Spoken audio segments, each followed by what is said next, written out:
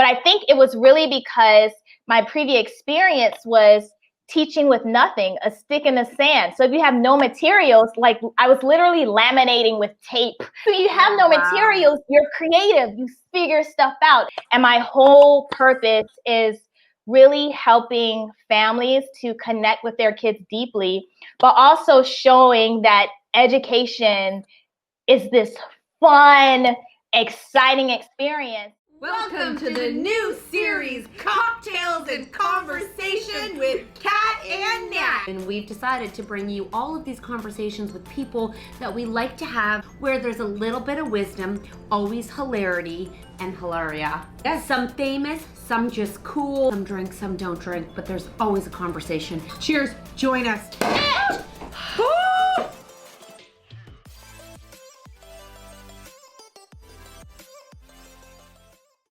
We just really wanted to show you that we have a sunroof. Yeah, that's what we were trying to do. I love it.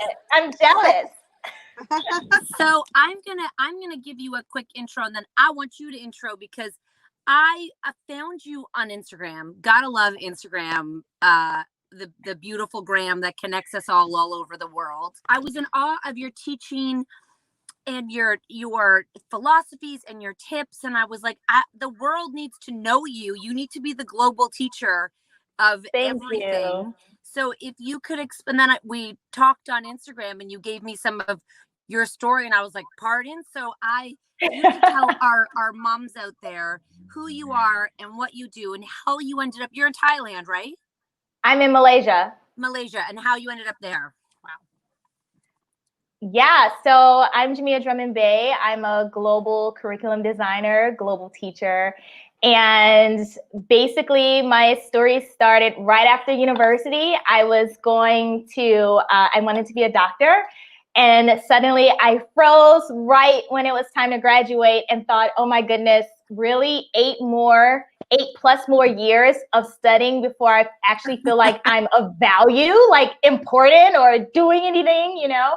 And so I decided, I read this book, Mountains Beyond Mountains, and it was about this guy who went to Africa, and he went from house to house to provide healthcare. Paul Farmer is the guy's name. And so I thought, well, that's something. I'm broke though, so I don't have a benefactor. What does that look like? No idea. So instead, I decided to join the Peace Corps and volunteer. And the thing about the Peace Corps is they kind of send you anywhere. So the Peace Corps sent me to Turkmenistan. And this was during the war with Iraq in America. So obviously my entire family was not happy. They just thought, they said, only did you just leave being a doctor, you also just decided that you're like out of here. That's so crazy. Right. Where did you grow up? Where did your family live? North Carolina. So I just graduated from the University of North Carolina at Chapel Hill. Okay. And so my family was like, okay, seriously, is there something you're not telling us? Like, did you really graduate? Like, what's up, And I just said, no, I really want to do something. So anyways, long story short, I get to Turkmenistan and I'm there and I'm like, I'm going to provide healthcare. And these kids show up and they're like, healthcare? We're trying to get out of this country. Can you teach us English? And I was like, what? I don't know how to do that. I'm not a teacher. I have no idea how to even start. And the doctor, who was my counterpart, came out of the clinic, and I remember her grabbing my arm, and she said, you said you came here to do something. This is what we need you to do, okay? We need you to figure out a way to teach all of these kids English. So I did. Stick in the ground, in the dirt, drawing the alphabet. Like, I just need to figure out how to do this. I have no idea what that means. And so from there, that began my education journey. And, then because my background was in pre-med and chemistry, I had no education background. So I thought, okay, how could I really be an educator? What does that look like? So I decided that I didn't want to go back to the States and learn how to be an educator from school, because although I've always had amazing experiences in school, I just felt like we were failing at it. I really didn't feel like we had it right. And so I thought, why should I learn when I know we aren't doing it well. So I thought, okay, what if I go out and travel around the world from the countries that are known as the best countries in education and learn how to be an educator, right? How did you afford to do that? So the first year I went teaching in Korea, I had like no money. I had $200. And that when you teach in Korea and some other countries like Japan, they fly you in, they pay for your housing. Now you have to do well because you have no money. So if you hate it, you're kind of stuck, So I just kind of went out on faith, and I thought, okay, I'll give myself a year, and my thought was, if I was willing to go all into medical school and be broke then, but focused on why not go all in and basically doctor my education? Why can't I have the same mindset as an educator as I would becoming a physician? And luckily, when I went to South Korea, my first few months, I did very well and I became quite popular. And suddenly I was like this celebrity educator there. But I think it was really because my previous experience was teaching with nothing, a stick in the sand. So if you have no materials, like I was literally laminating with tape. So you have no materials, you're creative, you figure stuff out. And so I started my experience figuring stuff out. And from there, I started designing curricula and traveling from country to country. So now I've helped design learning programs in over 30 countries. I work with Mind Valley, which is the biggest personal growth platform in the world. I collaborate with Oprah Winfrey School for Girls.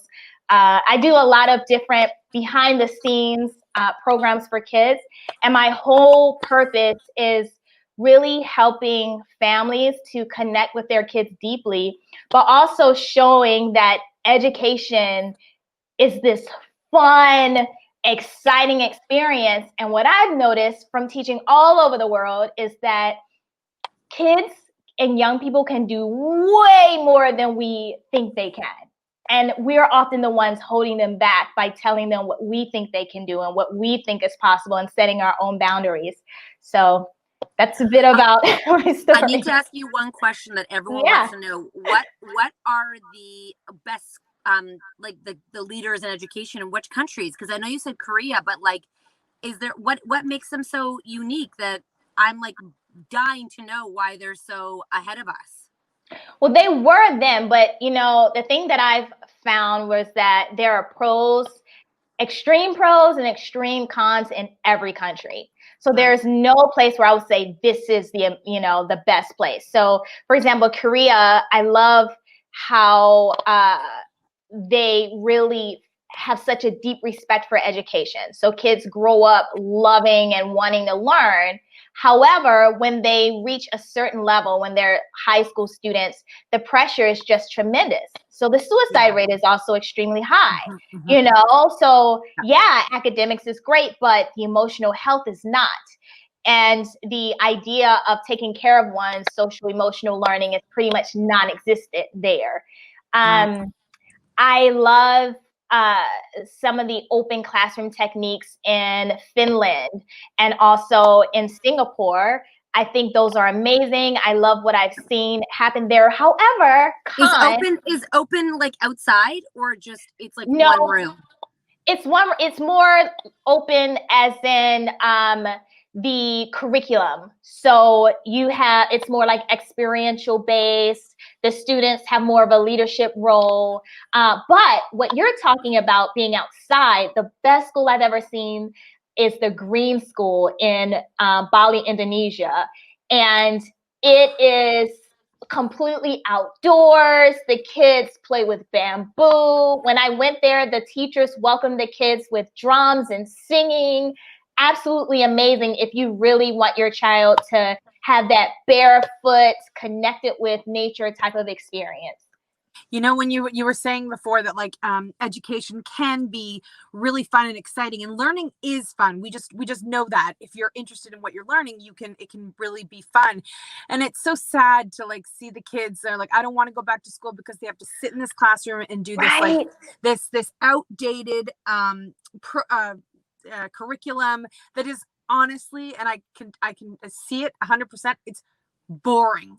My Yeah. mom summed it up for me. She's in her 70s and she goes, you know, there's something wrong when this has not changed since, because she goes and picks up my kids. She's like, it has not changed since I was a little girl, and that was 70 years ago. And she's like, Yeah. that's a problem if it hasn't changed. Like everything else has to evolve. How come the education system doesn't? It's Right. so unfair to the kids. You know, one thing I like to tell parents when they're considering schools is the focus is not the school, focus on the teacher. Always. If you want your kid to have an amazing learning experience, find a great teacher, because the teachers, for example, when I was in Korea, one of the things that I did that made me like this celebrity teacher was I didn't care about breaking the rules. I broke all of them. And I was just like, fire me, you know? But what happened was the parents, the moms loved me so much that I became such an asset that the school couldn't fire me. There was no way. And then one year I decided that because it was a private school, it was super expensive. And so I said, you know, moms, I actually want to go and teach kids who don't have this access to this type of education. All of the parents left this school and went to this other school with like not half as much as they were used to. But they said, you know, we've learned that a teacher will really impact our kids' lives. And, you know, and those kids stayed with me for years after that. How did they have you for years? So this is quite controversial, but this is something that these parents did. But one of the things that they did was they started paying, because, you know, what I told you is that the parents left from this very affluent school to a much cheaper, you know, school. So they talked to the director of the school and said, you know what? We want Gahmya to teach our kids no matter what. How about we have an extra class where we pay for the extra seats to fill this so that she can teach our kids? Like, they were willing to do anything. Wow. And then we created pods and all sorts of things. You know how crazy it is that you were like sliding doors and you stepped on another door, and it's like you are so freaking inspirational sitting here. I like, it is just your passion for teaching and learning and kids is like, God, are you still teaching right now? Thank you. Yes, I am. Your but I kids do are more. so lucky. Thank you. That's Thank not you. fair. That's not fair. That's what I was going to ask though about you is, have you been able to work with either like principals, head people, whatever, and have other teachers be open to your way of thinking? Yeah, your leadership in this way. Yeah, that's what I do more now, because one of the reasons why I left Korea was because I realized that there needed to be more kids and more teachers who had access to that. And with me being in a classroom all day, I had no energy to train other teachers or to help other kids. And, you know, also some of the parents had to teach me that I had more to give, you know, and I would say, oh, I'm just a teacher. And they would say, you are not. You are not, you know, and they would constantly show me, you know, the differences, because in my mind, I was just doing things that an educator does, you know, and I didn't really notice many of the differences. And so my favorite things now is really going to other schools and training the educators, because what I know that a difference in my background is that I sort of have that zero box background where I wasn't nurtured in an educational environment. So I had never learned the rules. Yeah. You know? And so when I meet other educators, oftentimes they're like, yeah, but when I was taking my master's, we learned that, you know? And I say, but look at the kids. All of my feedback is the kids. If they aren't excited, I always ask, are you having fun? Because to a child, fun means more than just fun. It means, is it interesting? Are you engaged? Yeah. Are you getting it? All of that is wrapped up in that word fun, you know? It's so true. And we know as people, if we think about like when you took like a class or a subject that you were excited to learn about, often it was the person that was leading that was making it interesting for you. Right. Your anti-racism or your education around that, are you able to implement that in your classroom? And I feel like in this, gosh, in all these conversations that people are having, I feel like no one's talking about how they're going to implement these conversations in the schools, and that's where these, Black Lives Matters, and we have a really large Indigenous population in Canada that, like, the last residential school closed down in 1996. And that was where the government used to steal Indigenous children and whitewash them. And their parents wouldn't know they were gone. And it was the government who did it. And that wasn't taught till this year. And so I'm thinking, I know you try to educate on Instagram. Are you able to implement that in your global learning or your global teaching? Because also I'm thinking we're getting so many emails from the schools right now telling us how we're going to come and all that. I'm like, I wish they were also laying out a plan of how they're going to change the curriculum to bring in more education about racism. Yeah, so I honestly haven't had to, because I don't work in the United States.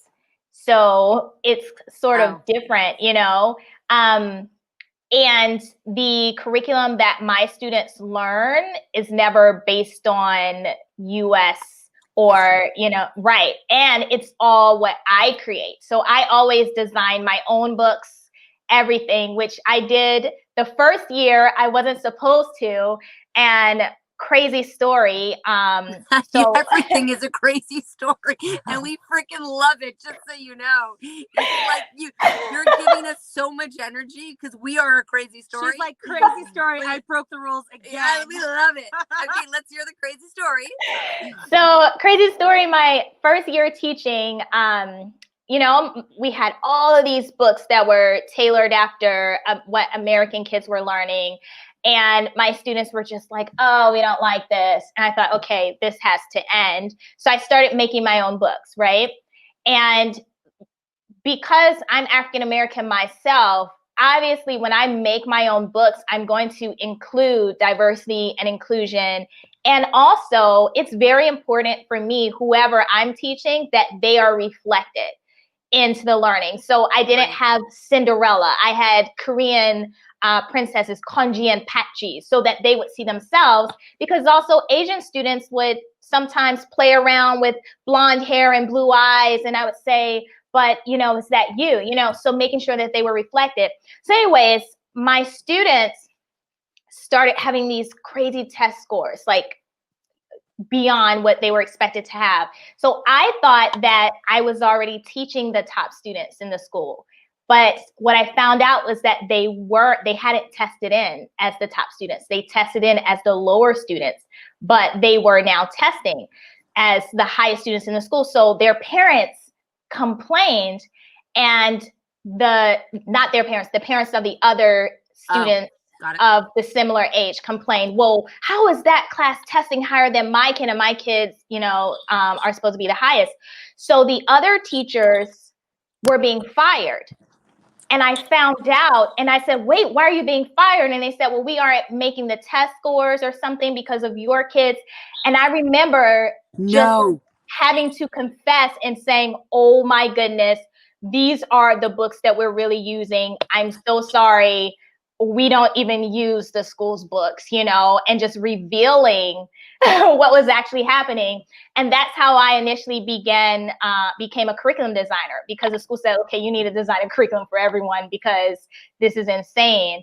And, one of the things that I would do is when the kids opened their books, I would print out photos of just themselves and people who look like them, and just messages that I would write, like, I love you so much. I love your straight hair. I love your shiny black hair. I love your eyes, you know? And whenever they opened their books, they would smile or they would kiss their books, you know? Whereas a lot of kids, when you pass out books, they're like, oh no, you know? So it's just a different type of energy around learning that I really think shifted that space. How did you end up in Malaysia? So I came to Malaysia in February to film this course called Be Extraordinary for Teens with Vishen Lakiani of Mind Valley. And we were here doing some trainings for some of the students, and then COVID happened. Yeah, and so, you know, but it honestly made more sense to stay put here than to fly through so many different airports to try to get to the States. So I just stayed put. You've been through how many pandemics? This is my third. Your third pandemic. I think that this would be your insight to parents, because, you know, when I read your tips of like how to connect, like I wish every teacher would follow you, just because as a parent, I watch what you say and I'm like, it makes so much sense, but no one's doing it. And it doesn't cost money what you're suggesting. And, you know, it's just words you can use. And can you tell us about the other pandemics you've been through? Yeah. And how'd it go? Yeah. So the first one was my first year of teaching, actually, in 2009. That was the H1N1 pandemic. And that one was pretty much lack of touch, you know, the hand sanitizer, the wear masks. Really, we went from eating lunch together to having to eat lunch in our classrooms, isolated. We didn't have to go digital. We could still show up in the class, although some of the parents just opted to keep their kids home. Yeah, this was in South Korea. Both of the pandemics I experienced were in South Korea. Okay. And the second one was also in South Korea. I think this was 2015. This was MERS. And MERS is actually a type of coronavirus. So, you know, this is COVID-19. There were cases before this one. And MERS, there is still MERS in existence now. So it isn't like, obviously, it mutates. That's why we have COVID-19. And so MERS traveled from the Middle East. And at first it was an outbreak.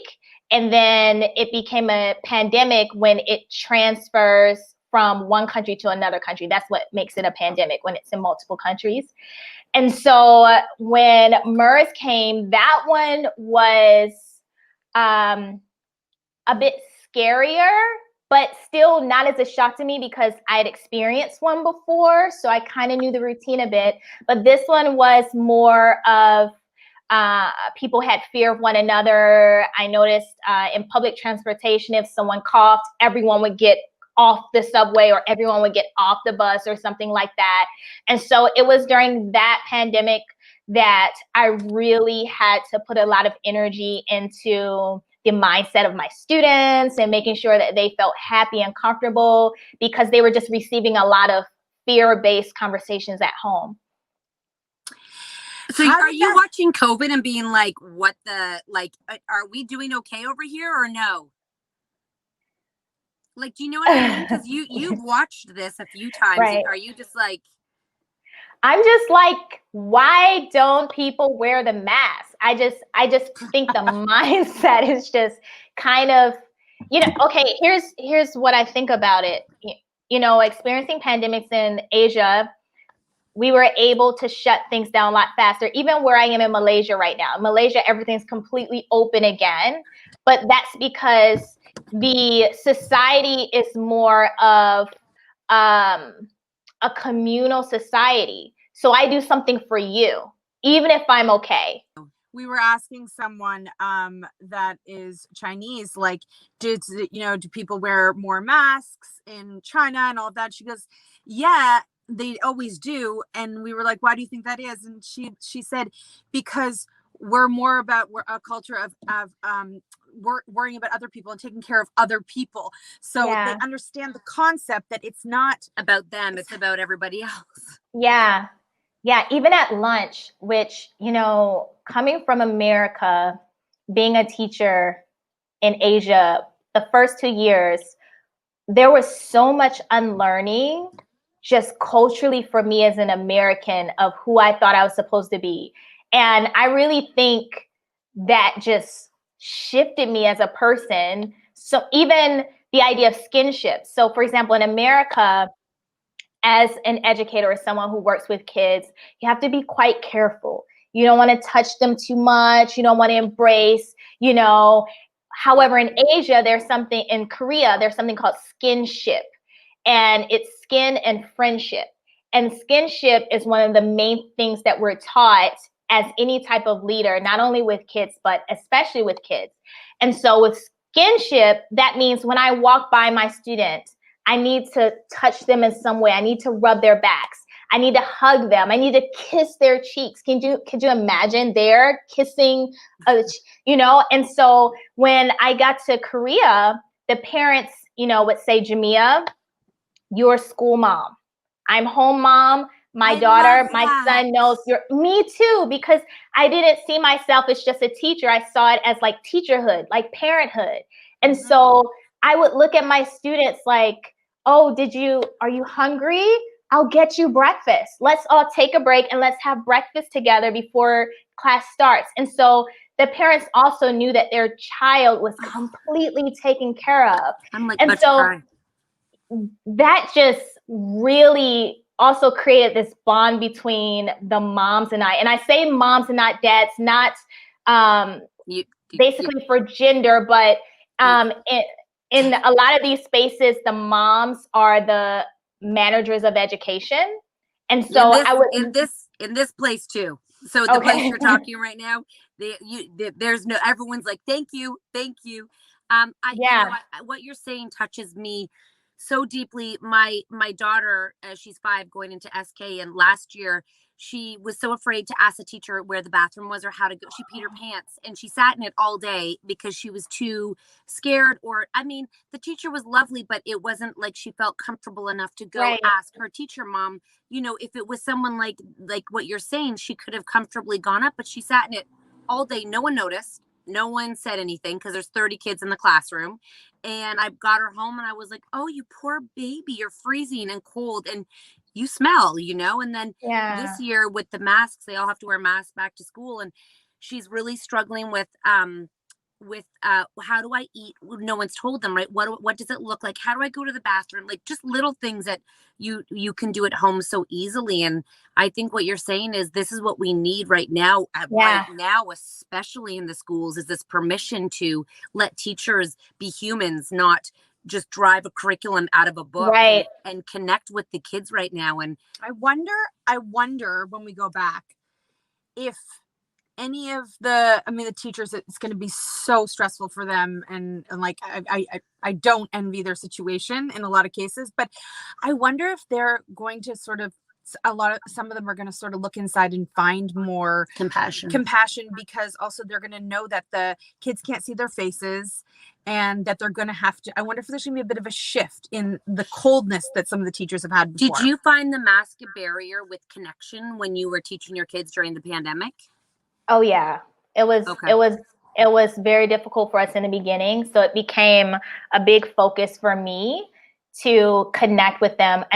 My students are really used to me, like this big smiley energy when they came in. So they instantly walked in and just cried with the mask. And so I would create different playful things for them, like put Velcro on our masks and create little funny things that we can stick on our masks. I'm a big sticker person, so I would put stickers on everything. I love that.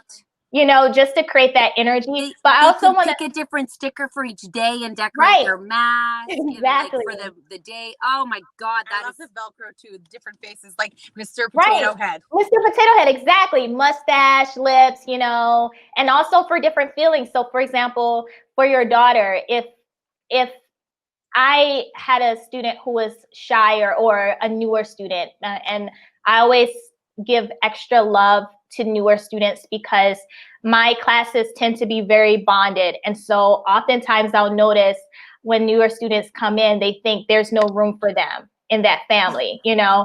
And so, and I actually learned this from a picture one time a new student drew, and she drew me and the other students around and her standing on the side. And I thought, oh my goodness, I need to learn from this picture that she drew. So one of the things that I would do is create little symbols for them to stick on their mats to show me when they have a question, when they're confused, maybe when they need to go to the bathroom, because they may not feel comfortable saying something, you know, but they'll show, and it's up to me to pay attention.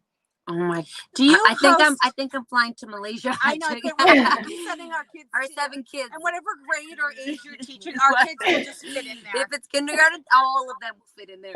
Do you do like an online like master class to help teachers with the things that you like? Could we suggest to some of our children's teachers to our like schools? We have our kids are starting new schools, and I'm like, how do people get your philosophy, mentality, teaching, education? Yeah, I would do it for sure. Schools, I usually, before COVID, I did a lot of live things, and that's what I flew around so much for. But yeah, I would be happy to. And, you know, I also want to say for the moms, don't be afraid to suggest this, because one of the things that happened in South Korea, and one of the reasons why things shifted, wasn't necessarily the teachers, it was the moms. Yeah. So the moms took control over the schools. The moms demanded, you know, and the moms can they buy a course from you? Can they buy something? Can they, you know, like, can they support you in a way? Do you have things that people can buy, or no, not yet? Yeah, I have Kid University. There's tons of there are connection courses, there are books, there are all sorts of things there. Because we want to support you major, because you know I want to get the word out that people could definitely get access to your material, so they could, because you're only one person, and I'm sure you are going to be you're in high demand. Well, Oprah has you, so obviously you're very high demand. But yeah, that's amazing that we can find that. We are I'm obsessed with you, and in a really not weird way. I just think that I wish there was more people like you, and I thank you for sharing and taking time, and, you know, posting what you post. And we do live in Canada, but have a largely American based audience. So when we share your quotes, they're so friendly too. Your anti-racism quotes, they're so like, the education pieces are so digestible to how to teach kids and talk to kids. It's really, so I like, thank you. I know it doesn't sound like you have anything on your plate at all to do. It sounds like you got nothing going on. Are you gonna stay? Where are you gonna live? Yeah, where's next?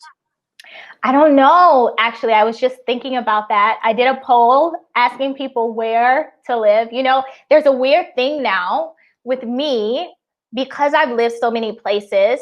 Now it's figuring out, where do I fit?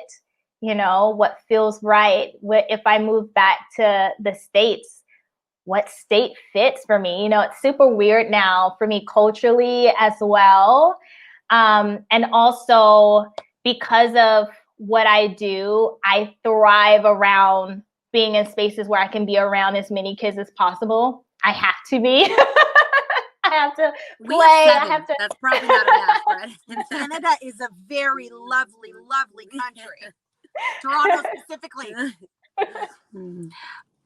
You have an exciting life. I love that you're just like, where am I gonna, like, I'm kind of jealous of that, of just all that you love what you do, and that you could just live anywhere. You're in Malaysia. You're like, where's next? I'll take a poll. You guys decide. I love that.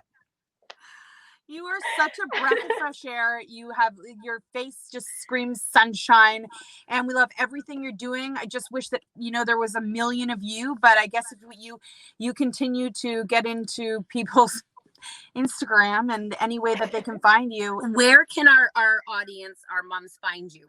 Yes. Instagram, Evolve Teacher. Get on my list through Kid University. If some parents get together or teachers get together and you want me to host anything, I'm happy to do that. I love to do that. You are going to get an influx of DMs. You better watch out.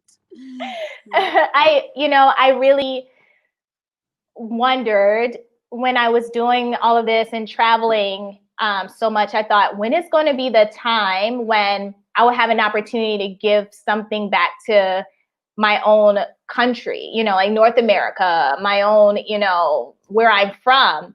And it's crazy because now all of these things are happening and I'm like, wait, I have taught through pandemics. Weird, all of these things. And so I feel like I'm really being called to show up right now. I feel like all the things that I've had to figure out make sense right now. So I'm I'm literally just talking about what happened, so I'm happy to do that. Well, anyone who's been through the experience is exactly what everyone's looking for. And you sound like you're like your experience in your life and your wisdom, like you're 89 years old. So I'm like, oh my gosh, like you just know so much. The other thing is you talked about what you went through and the pandemic ended and then you know what I mean? And I think that's the light at the end of the tunnel for a lot of moms who, the Gong Show, I'm sure you've seen the news of people just panicking over this is very real, very real. And so it sounds like you've been through, this is your third. And so that means the other two ended. Right. They end. They do. And here's the thing. There are pandemics in countries all over the world, happening all the time, to be honest, all the time. So this is one that pushed us all collectively, but even now, countries in Europe are back running again. Malaysia's back running again, so it does end, but it is pushing us all to take care of one another a bit, and I think this could be a powerful lesson in 2020 is for us to start focusing on the other person more. I like that. We're going to end on that because there's nothing there. That's the highlight of everything is, let's take care of each other a little more. And I can't thank you enough for taking time this late to meet with us and speak with us. And everyone go to the Evolve Teacher. And I'm sure you have links in your profile where we can all sign up. And any way we can support you, please let us know. I think across the board, everyone in our community will feel that way. So if there's a new course, if there's something we can get out for you, please DM us. She has resting smile face. I know she does. and we'll get it out for you any way we can support. We would love to. Thank you. Thank you so much. It was a pleasure. You're my favorite human, I think. Bye. Bye.